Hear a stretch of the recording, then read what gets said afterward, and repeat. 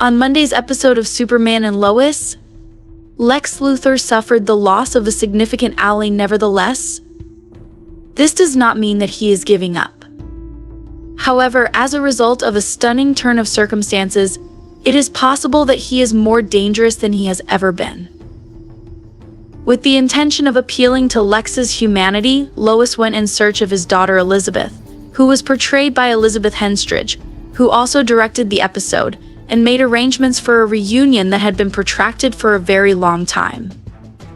Elizabeth's perspective on all that her father put their family through was altered as a result of her learning about the abuse that her father experienced when he was a child.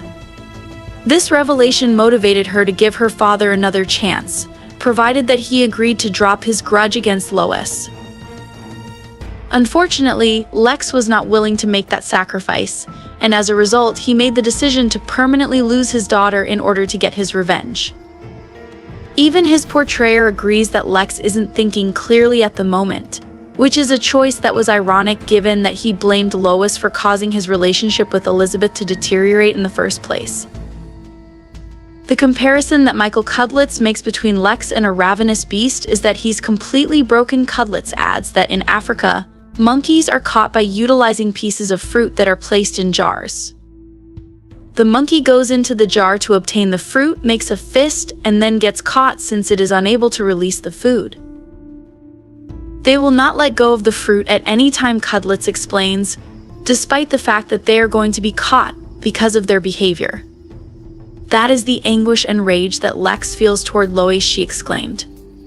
I would even go so far as to suggest that he is unable to stop holding on to it. His inability to let go of that piece of fruit is a consistent problem. The fact that Lex's daughter was unable to communicate with him reveals a great deal about the level of humanity that he possesses. On the other hand, Lois had a substantially better chance of communicating with Doomsday, who is an actual monster, on the same matter. To put it another way, this hybrid beast from another dimension is more emotionally mature than Lex, who is supposed to be a human. Everything that Doomsday wants is to be loved. Despite the fact that there is no filter in the Arrowverse that could make that mug look more attractive, we would advise him to sign up for Tinder. Now that we are officially halfway through the final season of Superman and Lois, what is the next thing on Lex's agenda? Although Cudlitz is unable to provide much information, he did reveal to TV9 that his favorite moment from his entire time working on the show has not yet been shown.